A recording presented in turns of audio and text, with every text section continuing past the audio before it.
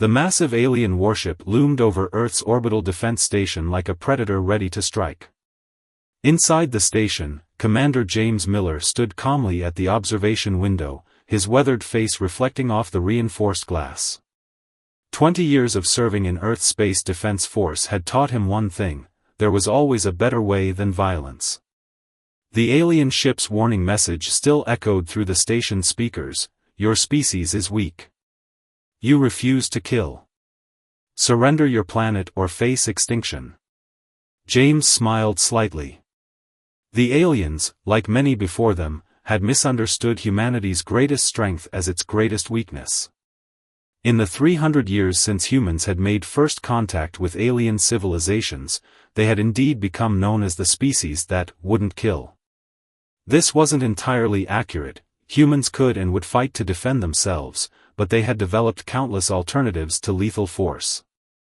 "Status report," James called out to his crew. "The alien vessel is powered by quantum fusion, sir," replied Tom, the station's chief engineer.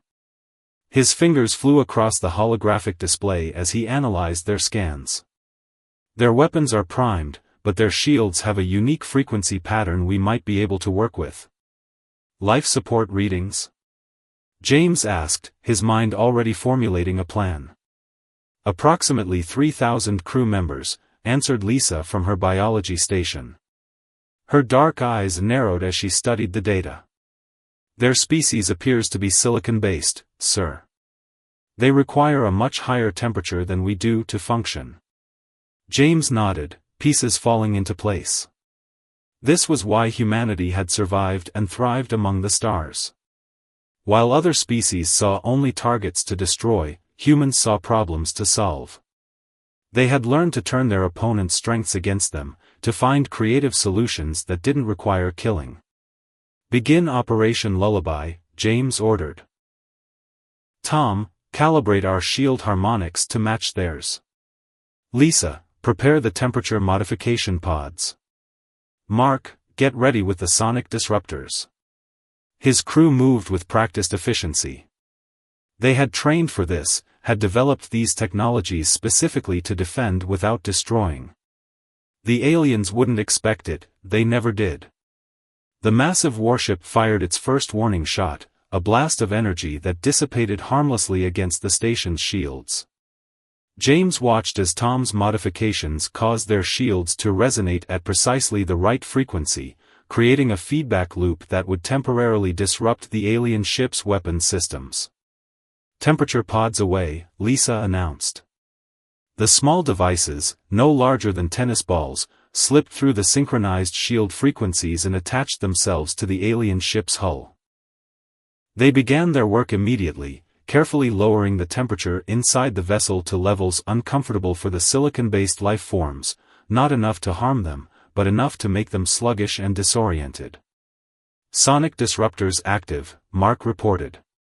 The devices emitted frequencies that would interfere with the aliens' neural patterns, similar to how ancient Earth peoples used music to calm agitated animals. Within minutes, the alien ship's aggressive posture changed. Their weapons powered down as the crew struggled to maintain consciousness in the carefully controlled environmental changes. "Open a channel," James commanded. When the communication link established, he spoke clearly and calmly. "This is Commander James Miller of Earth's Space Defense Force. We have temporarily disabled your weapons and affected your crew's comfort levels. None of you are in danger, but I suggest we talk." The alien commander's image appeared on screen, their crystalline features showing clear signs of confusion. How did you do this without killing anyone?" James smiled again. "Because we've learned that killing isn't strength, adaptation is. We've spent centuries developing ways to defend ourselves without taking lives. Would you like to discuss a peaceful resolution?" The alien commander looked around their bridge, where their crew was struggling to maintain their posts in the uncomfortably cool environment.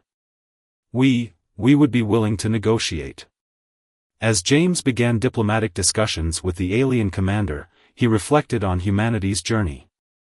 They had faced ridicule and aggression from warrior cultures across the galaxy, but their commitment to finding non-lethal solutions had led to technological and tactical innovations no other species had conceived.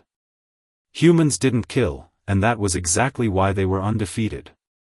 The real victory wouldn't be in subduing the alien ship, but in what would come next. Cultural exchange, technological sharing, and eventually, alliance. This was how humanity had built its reputation among the stars, not through conquest, but through conversion. By showing there was always a better way.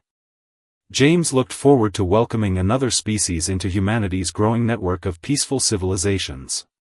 After all, the strongest warriors weren't those who could take life, but those who could preserve it. 3 days after the confrontation, James stood in the station's diplomatic chamber, watching as the alien delegation entered. Their crystalline forms caught the light, creating rainbow patterns on the walls. The temperature in the room had been carefully adjusted to a compromise between human and alien comfort levels, another small example of humanity's approach to cooperation. The alien commander, who had introduced himself as first speaker Reed, a name chosen for easier human pronunciation, moved with careful dignity. The initial aggression had been replaced by something that looked very much like curiosity. "Your methods are unexpected," Reed said, his translator converting the crystalline sounds into English. "Our research showed humans were physically weaker than most spacefaring species. We assumed this meant you would be easy to conquer." James gestured to the holographic display at the center of the room. "Let me show you something." With a wave of his hand, he activated a historical recording. Images of Earth's history filled the air, not of wars, but of innovation. "When we first reached the stars," James explained, "we discovered we were indeed physically weaker than most species. We couldn't match the natural armor of the granite peoples, or the raw strength of the gas giants. So we adapted." The hologram showed human scientists developing force field technology, engineers creating sophisticated environmental suits, doctors pioneering new medical treatments. We turned our physical limitations into advantages.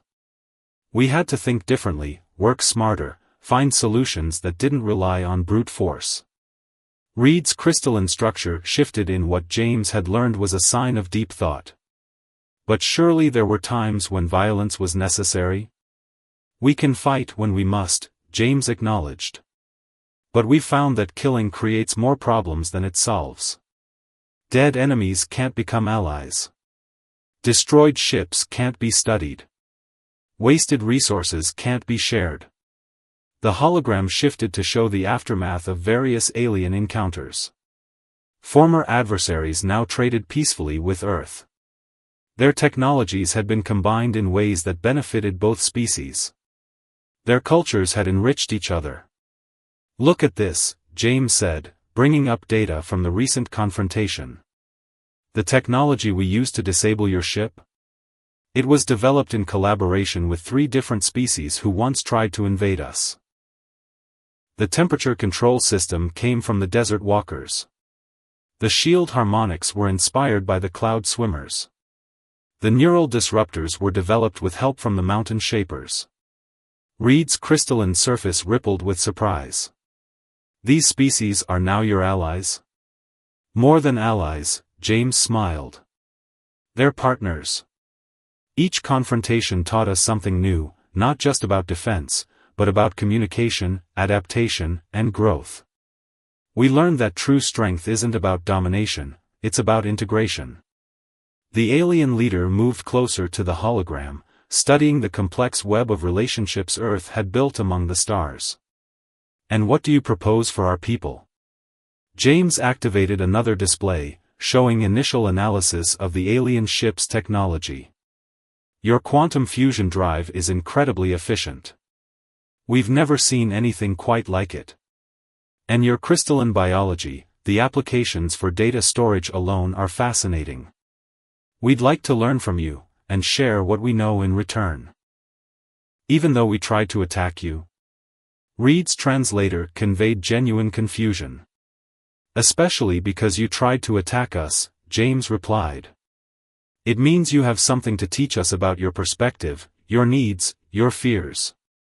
Every species that's tried to conquer Earth has ended up making us stronger, not through defeat, but through partnership. The hologram shifted one final time, showing Earth's orbital network. Dozens of different alien architectures were visible, all working together in harmony. Ships of various designs moved peacefully through space, their crews representing countless species. "This is real strength," James said quietly. "Not the ability to destroy, but the power to unite. To take different peoples, different ideas, different technologies, and find ways to make them work together." Reed was silent for a long moment, his crystalline form refracting light in complex patterns. Finally, he spoke. "We have much to learn from humans, it seems."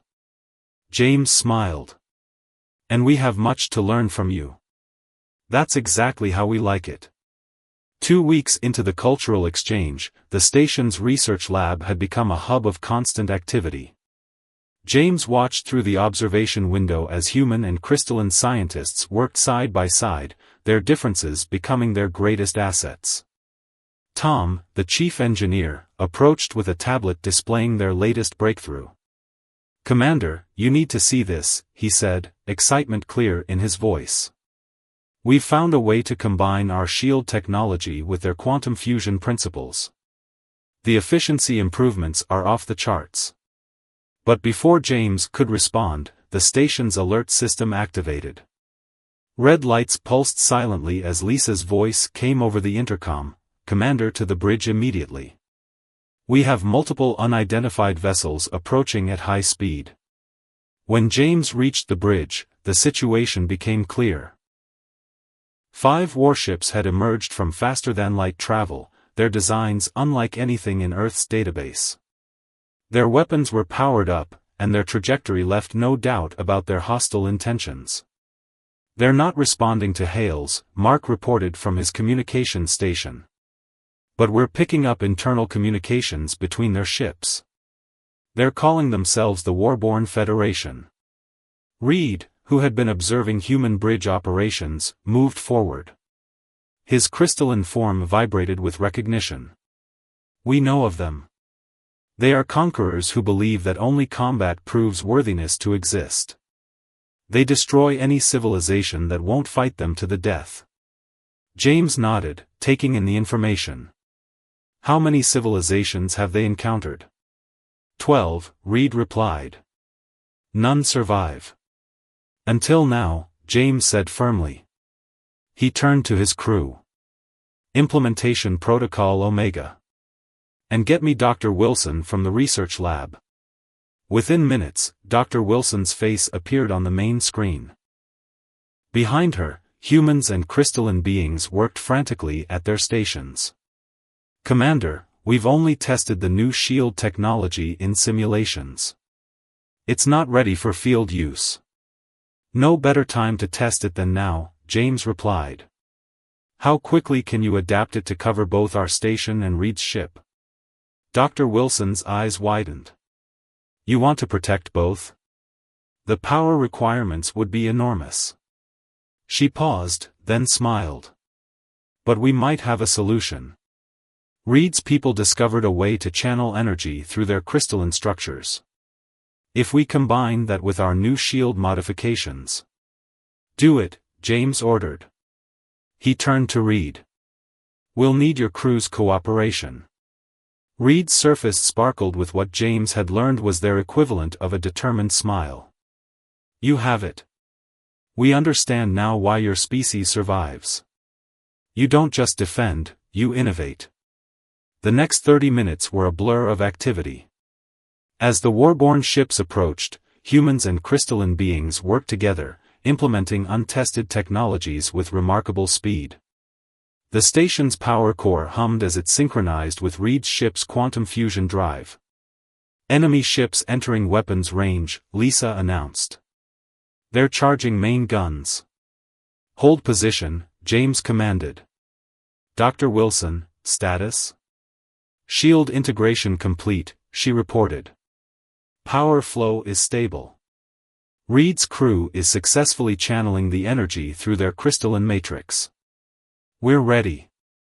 The warborn ships opened fire. Multiple energy beams struck the combined shield, and something remarkable happened. The shield didn't just absorb the attack, it transformed it. The energy was caught in a quantum crystalline matrix, redirected through complex patterns that the crystalline beings maintained with their natural abilities. Incredible, Tom breathed, watching his readings. The shield is becoming stronger with each hit. Their attacks are literally making our defenses better. James opened a channel to the attacking fleet.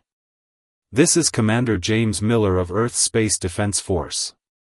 Your weapons cannot harm us, but we have no desire to harm you either. We offer you a choice: continue attacking and waste your energy, or power down and talk. Either way, you'll learn why humanity has never lost a conflict. We make allies of our enemies, and we grow stronger with every challenge. The warborn ships continued firing for several more minutes, their weapons having no effect except to strengthen the revolutionary shield protecting both human and crystalline vessels. Finally, their attacks ceased. They're powering down weapons, Mark reported, then smiled. And they're requesting communication. James exchanged looks with Reed. The crystalline being's surface pattern showed clear appreciation. And now, Reed said, they too will learn that there is strength in peace. The meeting chamber was more crowded than ever. Representatives from the Warborn Federation sat across from the human delegation, their massive armored forms a stark contrast to the human's smaller stature.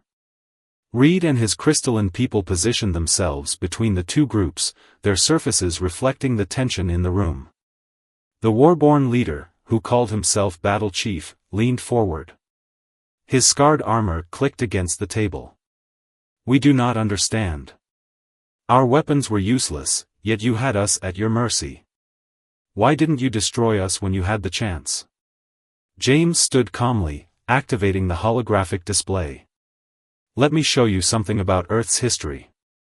The display showed ancient Earth, but not the usual scenes of war.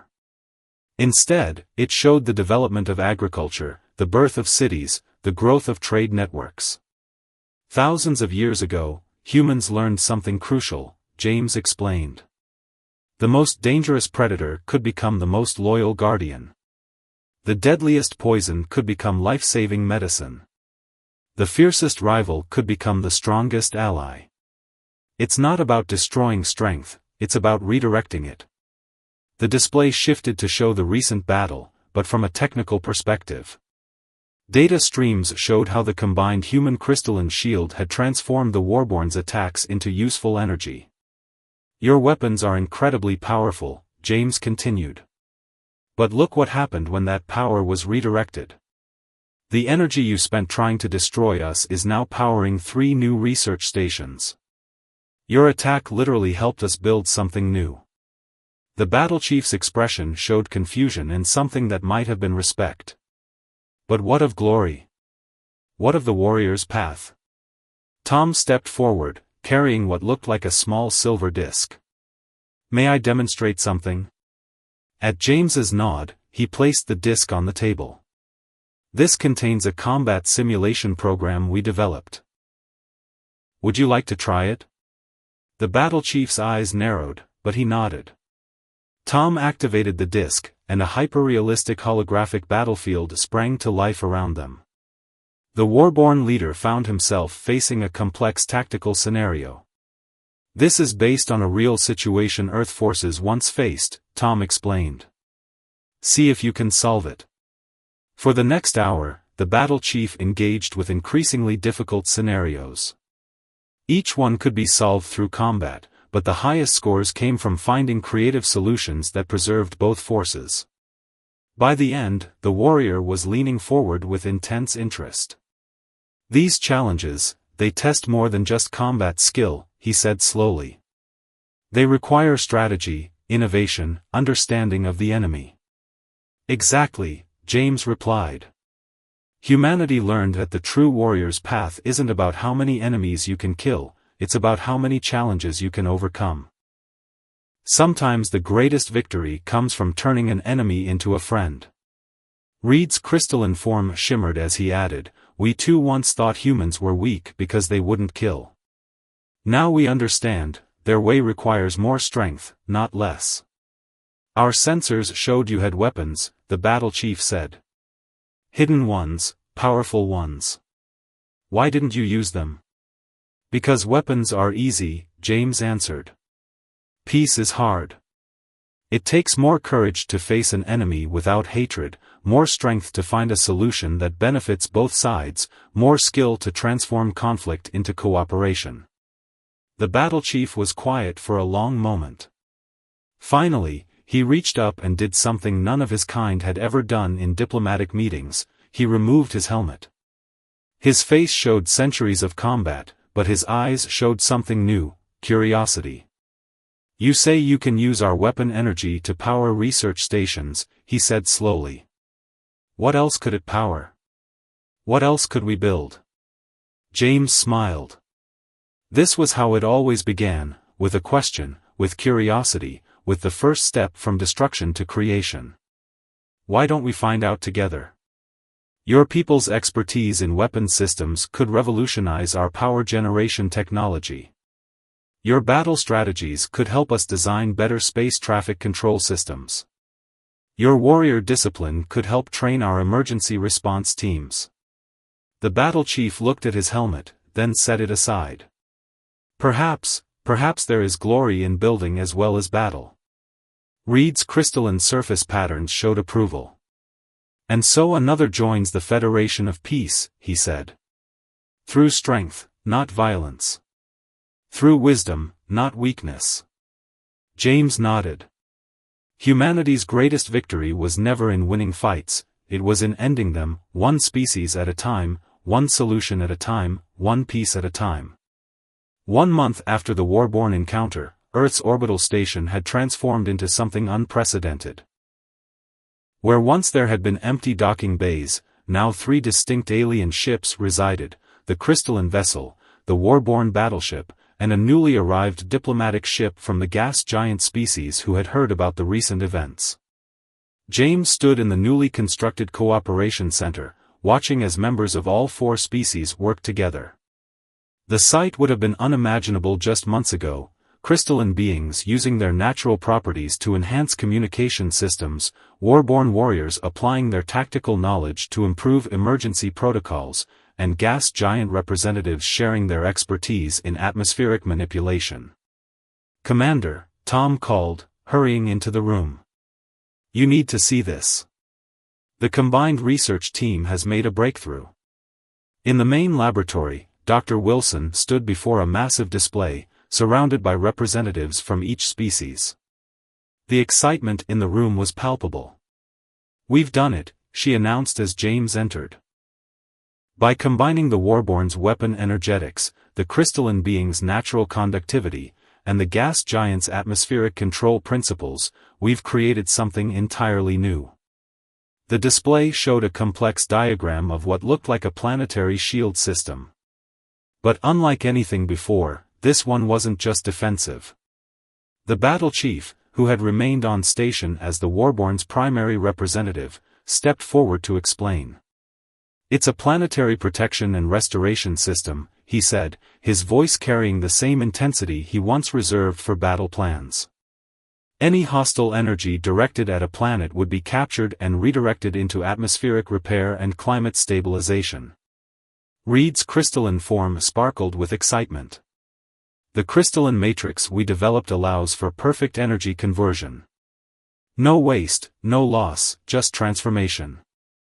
The gas giant representative, a swirling form contained within a specialized environment suit, added, "And our atmospheric manipulation techniques ensure the energy can be precisely directed to where each planet needs it most." James studied the display, understanding the magnitude of what they'd achieved. This wasn't just a defensive system, it was a way to heal worlds. "How soon can we implement it?" "That's the best part," Dr. Wilson said. "We can begin immediately. The Warborn ship's power systems can be modified to serve as the initial energy sources. What once would have been weapons can now literally restore life to damaged planets. The battle chief's expression showed pride, but of a different kind than the battle pride he once valued. My warriors are already volunteering to be part of the implementation teams. They say this is a different kind of glory, bringing life instead of death. We've already received requests from 17 other species, Tom added, checking his data pad. They all want to be part of this project. Even species that have stayed neutral toward Earth for centuries are reaching out. James smiled, remembering the initial confrontation that had started all of this.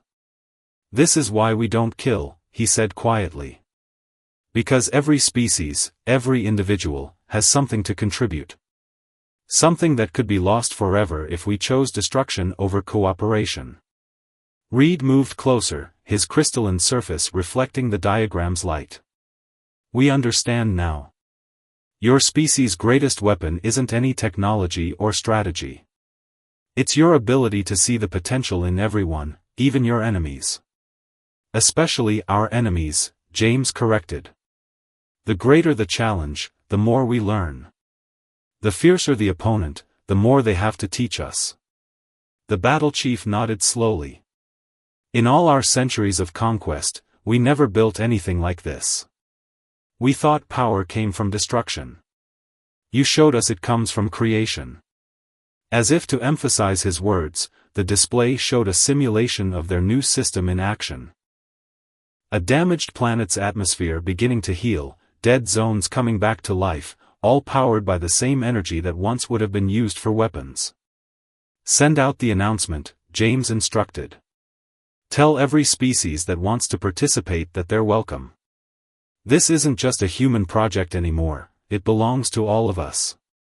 As the message went out, James watched the various species in the room continuing their work together. Each brought their own strengths, their own perspectives, their own crucial pieces to the puzzle. This was humanity's true victory, not standing alone at the top, but lifting everyone up together. 6 months had passed since the development of the planetary restoration system, and the changes across the galaxy were becoming visible. James stood at his familiar spot by the observation window, but the view was dramatically different now. Dozens of ships from various species moved purposefully through space, each carrying components of the new technology to worlds that needed healing. Latest report from the frontier sectors, Lisa announced, approaching with a data pad. The third wave of planetary restoration projects is showing even better results than we projected. The warborne ships are especially effective, their high-energy systems are perfect for jump-starting atmospheric regeneration. James nodded, remembering how differently things could have turned out if they'd chosen to fight instead of cooperate. And the cultural exchange program? Exceeding all expectations, Tom replied, joining them. The warborne warriors have become some of our best teachers. Turns out their battle focus translates perfectly into crisis management and emergency response training. They've already certified over 1,000 new planetary restoration teams. A soft crystalline chiming announced Reed's arrival. Commander, we've received a remarkable request. The Silent Sector wants to join the Alliance. James turned in surprise. The Silent Sector was a region of space controlled by a highly advanced, highly isolated species that had rejected all previous attempts at contact. They were known for their powerful technology and their complete disinterest in other civilizations. What changed their minds? James asked. Reed's surface shimmered with excitement. They've been watching our restoration projects. Their worlds are suffering from ancient environmental damage, but they were too proud to ask for help. Now, seeing different species working together successfully. They want to be part of it, James finished. Did they send technical specifications for their worlds? Better, the battle chief said, entering the room.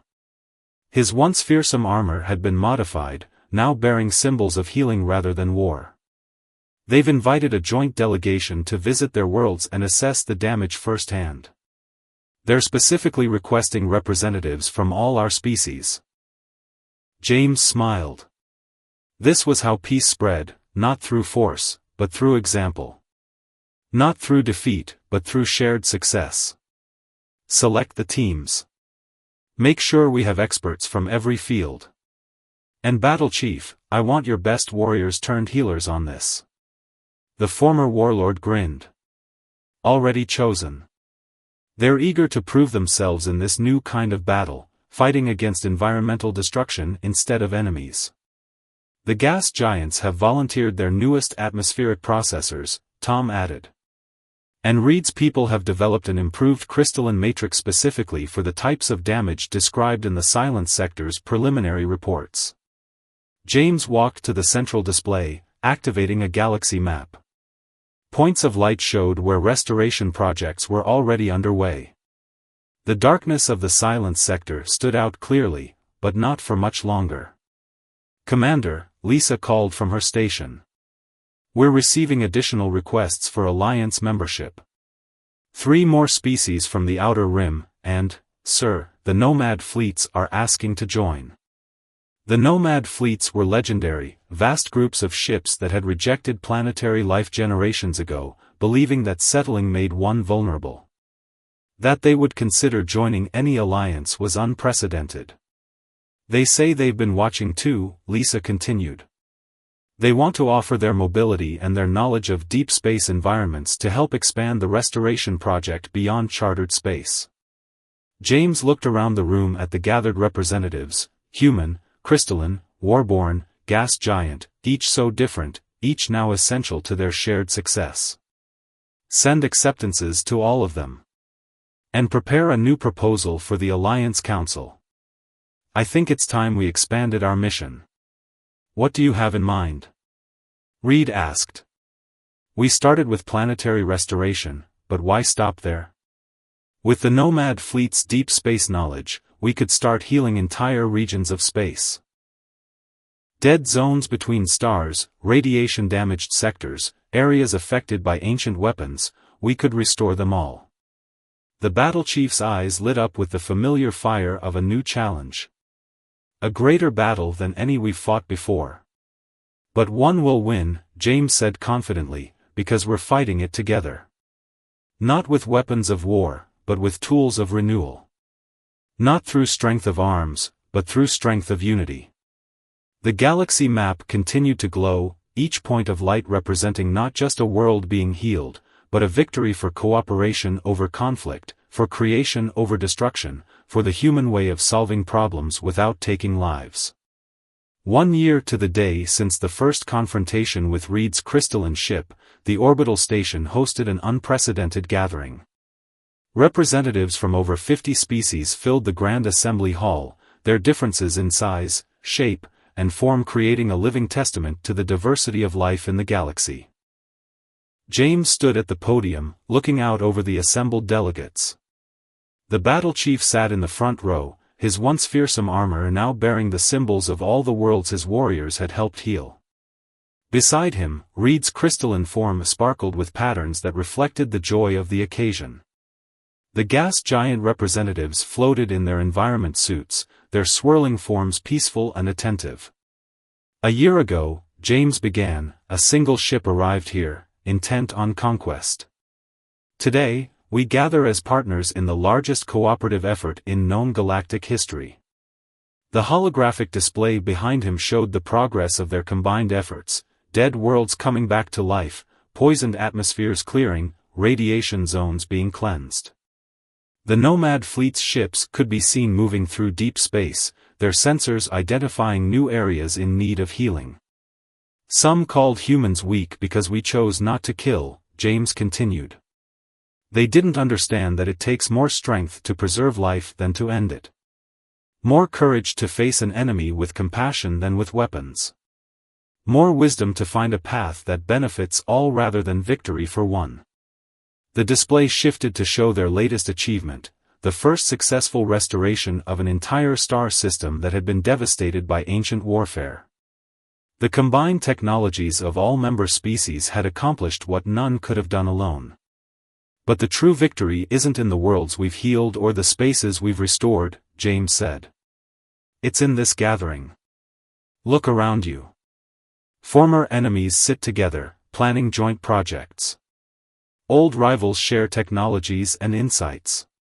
Species that once fought now work side by side to repair the damage of past conflicts. The battle chief stood, his voice carrying across the hall. The humans showed us that true strength lies not in destroying challenges, but in overcoming them. Not in defeating enemies, but in transforming them into allies. Reed rose next, his crystalline voice chiming clearly. They taught us that every species has something vital to contribute. What we once saw as weaknesses in humans, their caution, their reluctance to kill, their constant search for alternatives, these were actually their greatest strengths. A representative from the silent sector, speaking publicly for the first time in recorded history, added their thoughts. We isolated ourselves because we believed cooperation made one vulnerable. Humans prove that cooperation makes all of us stronger. James smiled as he continued. Today, we're not just celebrating our successes. We're launching the next phase of our mission. The Galactic Restoration Initiative will expand beyond planetary healing to include cultural restoration, helping species recover lost knowledge and traditions. Beyond environmental repair to rebuilding broken relationships between civilizations. Beyond fixing the damages of the past to preventing them in the future. The display showed their ambitious plans, new research centers, training facilities, diplomatic outposts. But more importantly, it showed the web of connections forming between species, the networks of cooperation and mutual support that grew stronger every day. This is humanity's gift to the galaxy, James concluded. Not weapons or war strategies. Not conquest or dominion. Instead, we offer a different kind of strength, the power to turn enemies into friends, to transform destruction into creation, to find solutions that lift everyone up together. He looked out over the assembled beings, seeing not their differences but their shared commitment to a better future. They said humans were weak because we wouldn't kill. We proved that our greatest strength lies in choosing not to. In finding another way. In believing that every problem has a solution if we're willing to work together to find it. As the assembly erupted in their various forms of approval, cheers, crystalline chimes, atmospheric swirls, light pulses, James thought about how far they'd come. From a single confrontation had grown a movement that was changing the galaxy. Not through force or fear, but through cooperation and hope. This was humanity's true victory, not standing alone at the top, but helping everyone rise together. Not in proving their strength through destruction, but in showing that the greatest power lies in creation, cooperation, and peace.